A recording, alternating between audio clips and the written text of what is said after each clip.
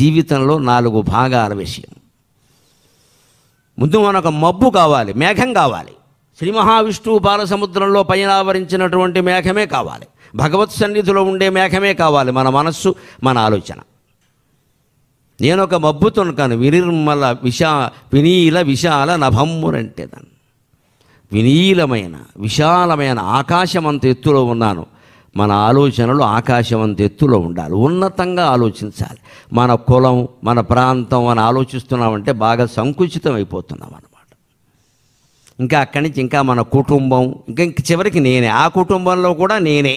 ఈ కుటుంబ సభ్యులు ఎందుకు? అందుకంటే మన చుట్టూ తిరగడానికి, మనకి భజన చేయడానికి. ఇందులో ఎవరికి మన మించిన స్వాతంత్రం ఉండడానికి వీల్లేదు. భార్యను భర్త అయినా పెత్తనం చేసి నొక్కేస్తారు, భర్తను భార్య అయినా నొక్కేస్తుంది. ఎవ్వరూ పెత్తనం చేయకుండా సంసారాలు చేయలేమండి. ఆడపెత్తనం మగ పెత్తనం దేనికి ఇక్కడ? ఇప్పుడు అదృష్టవంతులు పిల్లల పెత్తనం మొదలైంది, ఇద్దరు వెనక్కి వెళ్ళిపోయారు గొడవ లేకుండా. 16 ఏళ్ళు దాటగానే వాళ్ళే పెత్తనం చేస్తున్నారు. అసలు అందరికంటే ఎక్కువ మంది ఇంట్లో పెంపుడు కుక్క పెత్తనం చేస్తుంది చాలా చోట్ల. అది చేసిన పెత్తనం ఎవడో చేయలేడు. దానికి ఏదైనా చిన్న అవసరం రాగానే పెద్ద గొలుసు కట్టి బయటికి తీసుకెళ్తాడు పిల్లాడిని స్కూల్లో దింపని మనిషి. తప్పదో, లేకపోతే ఇల్లు పాడు చేస్తుంది. అంచేది పెత్తనం ఎవరు చేస్తున్నారు? అసలు పెత్తనం కాంక్ష దేనికి? ప్రేమించవలసిన మనుషుల మీద పెత్తనం ఎలా చేస్తున్నామండి? ప్రేమ ఉంటే సర్దుబాటు ఉంటుంది, పెత్తనం ఉండదు. మహావిష్ణువు సర్దుకున్నాడు, శివుడు సర్దుకున్నాడు, బ్రహ్మదేవుడు సర్దుకున్నాడు, దేవతలందరూ సర్దుకున్నారు. మనం సర్దుకోలేక తట్టాపుట్టా సర్దుకుంటున్నాం. మేఘంలా బతకాలి ఏంటి? మేఘం గొప్పతనం ఏమిటండి? మేఘంలో ఎన్ని నీళ్లు ఉంటాయి? ఒక్కసారి మేఘం కురిసిందంటే నల్లటి మేఘం తెల్లగా మారిపోతుంది, ఇంకేం లేదు. అది సముద్రం కాదు, మేఘం ఒట్టి చిన్న ఒక వీచిక అంతే, ఇలా ఒక ఆకారం ఇలాగా. ధూమజ్యోతిస్సలిల మరుతాం సన్నివేశక అంటాడు కాళిదాసు మేఘ సందేశం. ఇంత చేస్తే మేఘంలో ఏమో ధూమక కాస్త పొగ ఉంది, జ్యోతికి కాస్త అగ్ని వెలుగుంది, సలిలం నీరుంది, మరుతాం గాలి ఉంది. ధూమజ్యోతిస్సలిల మరుతాం సన్నివేశక్వమేఘ అంటాడు. ఏముంది ఇంత చేస్తే? మేఘం, పొగ, అగ్ని, గాలి, నీరు, వీటి సముదాయమే కదా. ఈ 4 కలిసి ఇక్కడ మేఘంగా ఏర్పడ్డాయి. కానీ ఆ మేఘాలే లేకపోతే వర్షాలు ఉన్నాయా? వర్షాలు లేకపోతే పంటలు ఉన్నాయా? పంటలు లేకపోతే అన్నం ఉందా? అన్నం లేకపోతే నువ్వున్నావా మిత్రమా, నేనున్నానా? మనందరికీ ఇంత ఉపకారం చేస్తున్న మేఘం భగవత్ స్వరూపం అంటే ఆశ్చర్యం ఉందా? అందుకే హిందూ సంస్కృతిలో ఇంద్రుడు అంటే మేఘం. ఇంద్రుడు మేఘాలకు అధిపతి, మేఘవాహనక అంటారు ఆయన్ని. ఇంద్రుని పేరు అమరకోశంలో మేఘవాహనక అని ఉంటుంది. మేఘమే ఆయనకి వాహనం, మేఘమే ఆయన స్వరూపం. ఇంద్రుల్లా మనం భోగాలు అనుభవించాలంటే 10 మందికి దానం చేయాలి. మేఘం దానం చేస్తుంది. అందుకే భగవంతుడు ఎవ్వరికీ ఏమీ ఇయ్యని సముద్రాన్ని పాతాళంలో బారేశాడు. అందరికీ ఏదో ఒకటి ఇచ్చే మేఘాన్ని ఆకాశంలో గర్జించమని చెప్పాడు. దాత ఎప్పుడు చెయ్యి పైన ఉంటుంది, పుచ్చుకునేవాడు చెయ్యి కింద ఉంటుందమ్మా. మనం దాతగా ఉండాలి, మనం దాతగా ఉండాలి. లేకపోతే సముద్రమైనా ఉపయోగం వల్ల సముద్రం ఎవరికి ఏమి, ఇది సముద్రానికి తీసుకోవడమే తెలుసు, ఇవ్వడం తెలియదు. అన్ని నదులు పోయి అందులో కలుస్తాయి. మళ్ళీ ఆ కలిసిన నీరు నదిగా మారాలంటే చాలా యాతన. అది ఉప్పు కయ్య. పెద్ద ఎండాకాలంలో ఎండలు మండిపోవాలి, అక్కడి నుంచి నీరు ఆవిరవ్వాలి, అక్కడి నుంచి మేఘంగా ఏర్పడాలి, ఆ మేఘం ద్వారా వర్షం కురవాలి, ఆ వాన చినుకై వాగై వరదై నదై సముద్రం అవ్వాలి.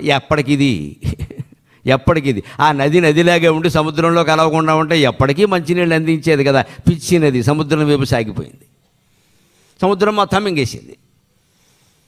సముద్రం తనంత తానుగా ఎవరికి ఇవ్వదు, అన్నీ తీసుకోవడమే తప్ప. సముద్రంలోంచి రత్నాలు, వజ్రాలు, వేడూర్యాలు, చివరికి చేపలు. ఏం తీయాలన్నా చాలా లోతుకెళ్ళాలి, ప్రాణాలకి తెగించాలి, ప్రాణాలు పోతాయి. చెరువులో చేపలు పట్టడం తేలిక కాదు, నదిలో పట్టడం. నదిలో పట్టినంత తేలిక కాదు సముద్రంలో పట్టడం. సముద్రంలో పట్టినంత తేలిక కాదు సంసారంలో పట్టడం. అందుకే సంసార సాగరం అంటారు. సముద్రంలో అడ్డగోలుగా తిరిగే పెద్ద చేపనైనా పట్టుకోగలం, కానీ కొడుకు ఎక్కడ తిరుగుతున్నాడో, కూతురు ఎక్కడ తిరుగుతున్నాడో పట్టుకోలేమండి. పట్టుకోగలిగిన వాళ్ళు ఉంటే నమస్కారం. ఏమనంటే here daddy, I'm here, why are you worrying? English మాట్లాడతాడు ఇక్కడ. హియర్ అంటే అర్థం వాళ్ళకి కావలసిన వాళ్ళ దగ్గర వాళ్ళు ఉన్నారు, మన దగ్గర లేరు ఇక్కడ. ఎందుకంటే వాళ్ళ స్వతంత్రం వచ్చింది. పిల్లల్ని పట్టుకోలేమండి. అక్కడి నుంచి బాధపడ్డాం, వాళ్ళు జాతకం ఉండడం, ఏదో ఉండడం, ఇంకక్కడి నుంచి రకరకాల పిచ్చి నమ్మకాలన్నీ బయలుదేరడం. మీ జాతకాలు మార్చేస్తాం, మేము యజ్ఞం చేస్తాం, వాడు కొట్టేస్తాడు 2 లక్షలు, వాడి జాతకం మారింది, మనకేం మారలేదు ఇక్కడ. దానివల్ల వాడి జాతకం మారింది. వెనకటికి ఎవడోను 2 రూపాయలు కట్టండి డబ్బు సంపాదించే విధానం చెబుతాను అన్నట్ట. ఓ 30 ఏళ్ల క్రితం పెద్ద చలోక్తి ఇది మేము చదువుకునే రోజుల్లో. 2 రూపాయలు కట్టండి, 30 ఏళ్ల క్రితం డబ్బు విపరీతంగా డబ్బు సంపాదించే లక్షలు సంపాదించడం ఎలా, 2 రూపాయలు కట్టండి నేను చెబుతాను అన్నట్టు. వాడు మొత్తం ఒక 3 నెలలయ్యాక ఒక ప్రకటన ఇచ్చాడు, ఇలా అని ఇచ్చాడు, ఇంకేమి ఇయ్యలే. ఎందుకంటే వాడికి 2 రూపాయలు కట్టిన వాళ్ళు 1,00,000 మంది ఉన్నారు, వాడు 2 లక్షలు సంపాదించుకున్నాడు. ఇలా అన్నాడు అంతే, ఇంకేవాడు 2 రూపాయలకు వాడు ఎవడో ఉపాయం చెబుతాడా? ఇన్నేళ్ళు బతికా మనం తెలుసుకోలేమా? మబ్బుతోనకలా బతకాలి. గర్జంతం భువనోపరి దతారం జలదం పశ్య గర్జంతం భువనోపరి. భోజ చెంపువు రాసినటువంటి మహాకవి బల్లాల కవి సంస్కృతంలో చెబుతాడు, సముద్రం అపి రసాతలే. అన్నీ స్వీకరించడమే తప్ప ఇచ్చే అలవాటు లేకపోవడం వల్ల భగవంతుడు సముద్రాన్ని శపించినట్టుగా పాతాళంలో మారేసాడయ్యా. కానీ దాతారం జలదం పశ్య గర్జంతం భువనోపరి, ఇచ్చే అలవాటు ఉండడం కారణంగా మేఘాన్ని ఆకాశంలో ఉండి గర్జించమని చెప్పాడయ్యా. దాతలా ఉండు, గ్రహీతలా ఉండకు. దాతలా ఉండు, గ్రహీతలా ఉండకు. ఎవరి దగ్గర ఏమీ ఆశించకు, వీలైతే ఇచ్చే ప్రయత్నించే. జీవితం అంటే ఎన్ని పోగేసుకున్నామని కాదండి, దయచేసి అర్థం చేసుకుందాం. ఎన్ని వదిలించుకున్నామనేదే జీవితం లెక్క. ఎన్ని వదిలించుకున్నాం, ఎన్ని పోగేసుకున్నాం కాదు. రాత్రి 10ంటికి భార్య భర్త ఇద్దరు పడుకుంటూ ఉంటే ఆలోచించు, ఈవేళ ఏది వదిలిపోయింది మనకి? ఓ బ్యాగ్ ఎవరికైనా ఇచ్చేసామా? ఓ చీర ఎవరికైనా ఇచ్చేసామా? ఓ ఇంట్లో సామాన్ ఎవరికైనా ఇచ్చేసామా? అసలు ఒక బంధం ఏదైనా తెగిపోయిందా? సంతోషం, నమస్కారం, అంతే. మనం అలా ఆలోచించాం. ఇంకా ఎన్ని పోగేసాం, ఇంకా ఎన్ని బీరువాలు కొన్నాం, ఈ అపార్ట్మెంట్ కంటే ఇంకోటి అపార్ట్మెంట్ అయితే బాగుంటుందేమో అని ప్రతిరోజు పోగేసుకుంటాం. పోగేసుకోవడం కాదు జీవితం అంటే, వదిలించుకోవడం. జీవితం అంటే త్యాగం, భోగం కాదు. భోగాలు అందులో త్యాగంలో భాగంగా ఉంటాయి అంతే. అవి వస్తాయి పోతాయి, గాలి వచ్చినట్టే. ఎన్ని వదిలించుకున్నావు?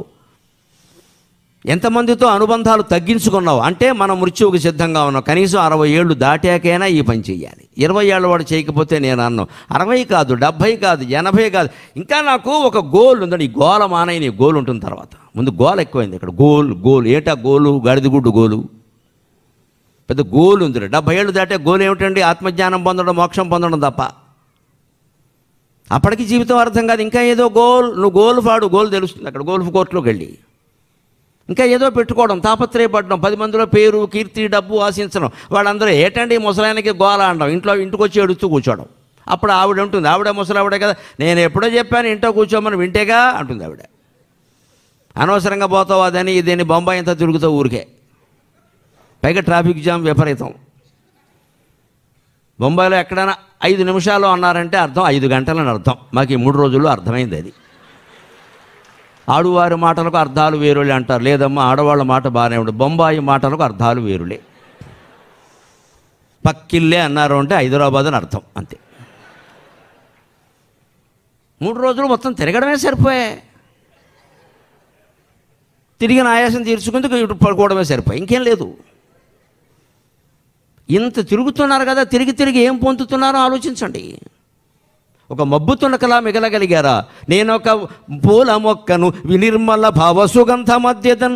మబ్బు కురిస్తే, వాన కురిస్తే ఆ నీళ్ళకి పంటలు పండుతాయి, మొక్కలు పెరుగుతాయి, పూలు పూస్తాయి, ఇలాంటి అందమైన పువ్వులు పూస్తాయి. ఆ పూల మొక్క తన సుగంధాన్ని ఇవాళ ఈ హాల్ అంతా, ఈ ఆవరణ అంతా వ్యాపింపజేస్తుంది. మన జీవితం ద్వారా ఎవరైనా 10 మంది బాగుపడ్డారా? సుగంధం ఎవరికైనా అందిందా? కొంపదీసి దుర్గంధం అందుతోందా? ఇది ప్రతిరోజు ఆలోచించుకోవాలి. మనం ఎంత బాగుపడ్డాం, మనం ఎన్ని అపార్ట్మెంట్లు కొన్నాం, మన పిల్లలకి ఎన్ని ఆస్తులు ఇచ్చాం, మన పిల్లలు ఆస్ట్రేలియా ఉన్నారో, అమెరికా, ఎక్కడున్నా మంచిదేనమ్మా, ఎక్కడున్నా చెడ్డదే. మనకేం ఉపయోగపడుతున్నారో మనకు తెలియదు, కనీసం వాళ్ళకు ఉపయోగపడుతున్నారో లేదో కూడా మనకు తెలియదు. ఎప్పుడు ఏ ఫోన్ వస్తుందో అని కంగారు పడుతున్నాం విదేశాల్లో ఉన్న పిల్లల గురించి. ఎందుకలా జీవితం చిందరవందరైంది. మనం పూల మొక్కలాగా లేవు, మబ్బు తునకలాగా లేవు, త్యాగం లేదు జీవితంలో. ఇంకా భోగం, ఇంకా భోగం. ఈ మధ్యన పెద్ద హోటల్ పెట్టారట, అక్కడ ఒక ఇడ్లీ 100 రూపాయలు, నమశివాయ. అక్కడికి వెళ్ళి తినాలి ఇప్పుడు అర్జెంటుగా. వాడు ఒక ఇడ్లీ పెడతాడు, 6 చట్నీలు వేస్తాడు, 2000 బిల్లు వేస్తాడు. ఒక ఇడ్లీకి 6 చట్నీలు ఎందుకు? పని లేక, పంది అండగా. మనం అందరిది ఇలాగే ఉంటుంది. 4 చట్నీలు, సాంబారు ఇన్ని ఉంటే కానీ 2 ఇడ్లీలు తినలేని అర్భక ప్రాణులం మనం. ఒక ఇడ్లీలో ఒక చట్నీ సరిపోదా? 2 చట్నీలు చేయాలి, మళ్ళీ సాంబారు చేయాలి, అందులో చెంచా పెట్టాలి, వీడి సగం చొక్కా మీద పోసుకోవాలి. 2 ఇడ్లీ తినడానికి ఇంత భాగవతం మనకి. ఇంత చేసి వీడు తినేది 1 ఇడ్లీ తక్కువ, 2 ఇడ్లీ ఎక్కువ, 1.5 పెట్టాలి ఈ ప్రాణికి. పోనీ 6 ఇడ్లీలు గట్టిగా తింటే పెడదాం, అభ్యంతరం వల్ల పెట్టేవాళ్ళు కానీ లేదండి. అనుభవిస్తున్న భోగాలు కూడా ఏం లేవు. ఇంకొక మాట, నేనొక వాయువీచికను నీ హృదయం మనవోయలోగెదన్. మనం ఒక వాయువీచికగా, గాలి కెరటంగా మారి కుల మత ప్రాంత భేదాలు ఏవీ లేకుండా అందరి హృదయాల్లో ఊపిరిగా మారాలమ్మా. అది జీవిత లక్ష్యం, అది జీవిత లక్ష్యం. ఆయన బాగుండబట్టి మేము బాగున్నామండి, ఆయన బాగుండాలండి. ఆయన ఎన్ని మంచి పనులు చేశారు, ఆవిడ ఎన్ని మంచి మాటలు చెప్పింది, ఎంత మంచి దంపతులు, ఎంత మంచి పిల్లలు అని అనుకోవాలి. 10 మంది అనుకోవాలి, మనం బాగుండం కాదు, మన వల్ల 10 మంది బాగుండాలి. అంతిమంగా ఒక్క మాట, నేనొక అశ్రు బిందువును. ఇది 4వ అవతారమేనా, చాలా గొప్ప అవతారం. నేనొక అశ్రు బిందువును నీ కనురెప్పలనంటివిరేలెదన్. నేనొక అశ్రు బిందువుని, కన్నీటి కణాన్ని. ఏ కన్నీటి కణమైనా ఆ కన్నును పట్టుకుని వేలాడుతుంది. కానీ మనం కన్నీరు ఎప్పుడు కార్చాలి అంటే ఎదుటి వాళ్ళ కష్టానికి కన్నీరు కార్చాలి, మన కష్టానికి కాదు. మనకి కష్టం వస్తే మేరు పర్వతంలా నిలబడాలి, ఎదుటి వాళ్ళకి కష్టం వస్తే హిమాలయంలా కరిగిపోవాలి. శ్రీకృష్ణుడు ఆచరించి చూపించాడు దీన్ని. హిందూ ధర్మంలో శ్రీకృష్ణుడు లాంటి దైవం కనపడ్డు, ఆచరించి చూపించాడు మహానుభావుడు. దుర్వాసుడు పాండవుల్ని పరీక్ష చేయడానికి వస్తే వణికిపోయారు పాండవులు, ద్రౌపది కూడా. 1,00,000 మందితో వచ్చాడు కోపిష్ఠి. 5 నిమిషాలు ఆలస్యమైతే భరించలేడు, శపిస్తాడు. పైగా కోపిస్తే నాకేమిటనుకుందుకు వీళ్ళు శపిస్తాడు. ఆయన శపిస్తే పార్వతీ పరమేశ్వరుడు వణికిపోతారు. మామూలు ప్రపంచం ఎలాగా, ఆయన తపశ్శక్తి అటువంటిది. అటువంటి వాడు వస్తున్నాడు, మన దగ్గర మెతుకు లేదు. అక్షయ పాత్ర కూడా కడిగేసింది ద్రౌపదీదేవి. దానికి పద్ధతి ఏమిటంటే ఓసారి కడిగితే మళ్ళీ పని మనిషి రావాల్సిందే, ఇవిడు కడిగితే కుదరదు. అక్కడ మళ్ళీ తెరాల్సింది, 24 గంటలు గడవాల్సిందే. ఒకసారి అక్షయ పాత్రలో ఎన్ని పదార్థాలైనా వస్తాయి, కానీ ఒకసారి కడిగితే 24 గంటలు మళ్ళీ రావు. అందుకే సూర్య భగవానుడు అలా ఇచ్చాడు. లేకపోతే మనవాడు శుభ్రంగా అక్షయ పాత్ర పెట్టి హోటలే పెట్టేస్తాడు. ఇక్కడ వాడు ఉచితంగా పదార్థాలు పొందుతాడు, మనకు అమ్మేస్తాడు. అందుకని అక్షయ పాత్రకి ఉండే షరతు అది. ఎప్పుడు గొప్ప గొప్ప విషయాలు మనకు ఉంటాయి, వరాలు, ఆ వరాలకు షరతులు ఉంటాయి. ఆవిడ కడిగేసింది. లేదు ఇంకేం చేయాలో తెలియదు ధర్మరాజు. ఏమిటి, నేనేమో అక్కడ అనేసాను, అనకపోయినా కుదరదు. వాళ్ళు వస్తున్నారు, స్నానానికి వెళ్ళారంటే ఏం చేయాలి, ఏం తెలియకే అనాథనాథ సర్వజ్ఞ ద్వారకావాసిన్ గోవిందా అని గోవిందుడిని ప్రార్థన చేసింది. ఒక క్షణంలో వచ్చాడు ఆ మహానుభావుడు. 4 సాగరంబులు ఘనంబుగా చుట్టిన పృథ్వీలో ఏదో మూలకునేలికల్ నృపతి ముఖ్యులు మంత్రులు మాకునేల పాంచాలియు సంగినట్టి పిడుసన్గొని, పాంచాలియు సంగినట్టి పిడుసన్గొని 1,00,000 మునీంద్ర కుక్షులన్ చాలన చేసినట్టి గుణసాగరుడు ఆ యదువీరుడుండగన్. లోకంలో కాస్త మనకంటే ధనవంతుడు కనపడితే చాలు, వాడు కూడా పడిపోతాం మనం కుక్క పిల్లలాగా వాడిని పొగుడుతూ. వాడు ఏమైనా చెబుతాడు, వాడు ఏమైనా చెబుతాడు. ఏదో చేపడానికి వాడిని 1 గంట పొగడాలి. ఇక్కడ కర్మ, అంతకంటే దేవుణ్ణి పొగిడితే నయం. ద్రౌపదీదేవి ఎవరిని కీర్తించలేదు, శ్రీకృష్ణుడిని కీర్తించింది. ఆవిడని ఎవరు వస్త్రాపహరణ నుంచి కాపాడారో ఆయన్నే కీర్తించింది. ఇంకో పని ఏమిటి? అటువంటి ద్రౌపదీదేవి ఒక ఊరికి, అమ్మ పాత్ర కడిగేవులే అమ్మా, నీకు అడగడం మీద నీకు నమ్మకం ఉంది, నాకు నమ్మకం లేదు, నేను 16,000 మందిని కడిగాను కదా, ఇలా పట్టుకురా అన్నాడు ఆయన. అక్కడ ఇంకా ఎక్కడో మూల ఒక మెతుకు ఉండిపోయింది. మన వాళ్ళకి అడగడం అంత అందంగా ఉంటుంది. పని మనుషులను ఆక్షేపిస్తారు, కానీ పని మనిషి రానప్పుడు ఈవిడ గడిగితే మొగాడ కనుక చూస్తే చాలా విషయాలు తెలుస్తాయి. ఆ మూల ఎక్కడో ఒక్క మెతుకు, ఆ మెతుకు చూసిన సర్వం జగన్నాథం అని లోపల పెట్టుకున్నాడు ఆయన. అంతే, మొత్తం సమస్త లోకాలు శాంతించాయి.